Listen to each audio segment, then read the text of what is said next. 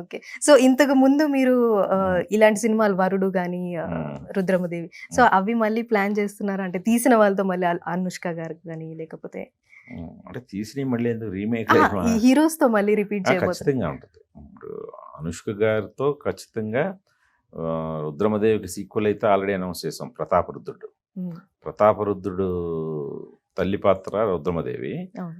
ఆ పాత్ర అందులో కంటిన్యూ అవుతది. ఇంకా చాలా పవర్‌ఫుల్‌గా ఉంటది అనుష్క గారి రోల్ అందులో.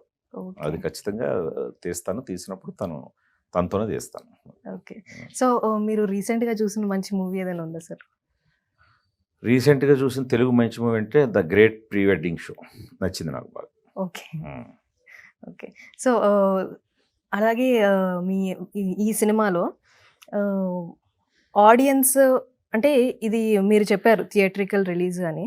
సో, అంటే మీరు పర్టిక్యులర్‌గా ఫస్ట్ నుండి థియేట్రికల్ రిలీజ్ అనుకున్నారా? అంతే ఆఫ్‌కోర్స్. ఇది థియేటర్ సినిమా ఇది.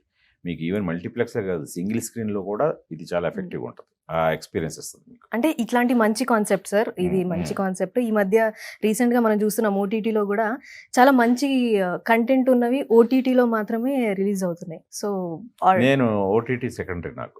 నాకు ఆ! ఇది పక్కా థియేట్రికల్ సినిమా అండి. ఓకే.